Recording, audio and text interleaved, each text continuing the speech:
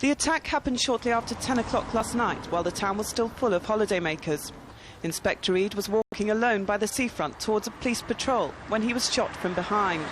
A member of the patrol saw one of the gunmen run off into Donard Park just across the road. Inspector Ead was hit at least twice. He was dead on arrival at hospital. He was 38 and was married with 2 young daughters.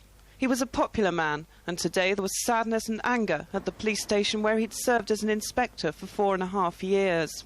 These cowardly gunmen showed no regard not only for an officer, but for the other people in that area who could have easily been hit as well. But no regard was shown for the officer at all. Today we have a widow and 2 young children left without a father. Those sentiments were shared by the SDLP's chief whip and local district councillor, Eddie McGrady. The inspector was a good friend of the community of Newcastle. He involved himself with the youth and with other community projects and was a man of that community. And maybe in the sense that's why he was selected for killing, because he was a soft target by cowards who hide behind walls dark nights. That's the sort of murder it was, and that's the sort of people who perpetrated it.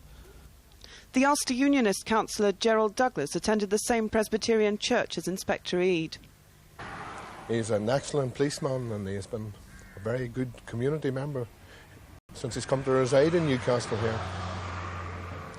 Just totally shattered by this death. I saw him yesterday in Newcastle on beat, and just what can one say? Another killing that has taken place, and I suppose all I can do is condemn it, but condemnation is not enough. Action is really what's needed in this community at the minute, and I suppose action is controlled by Mrs Thatcher, the seat of power at Westminster, who isn't doing near enough to defeat terrorism in this province of ours. The security forces were today conducting what they described as a massive search of the mountain area above Newcastle. It's the second killing at a holiday resort in the province in just over a week. 8 days ago, 2 RUC reservists were shot dead at Portrush. Police here had tightened security after that incident, but they say it's impossible to guard fully against terrorist attacks in a town crowded with holidaymakers. Inspector David Ead, a former soldier, joined the RUC in 1970. He was transferred to Newcastle in 1982. 1 year later he was injured in the IRA bomb at the Ulster Polytechnic, in which 3 officers were killed. This afternoon, after private prayers at the family home, the inspector's coffin was taken to Newcastle Presbyterian Church for a police funeral.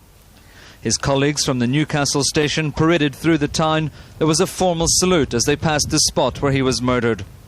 Shops in the seaside town closed for an hour as a mark of respect. Hundreds of people, locals and visitors, lined the street outside the church throughout the service.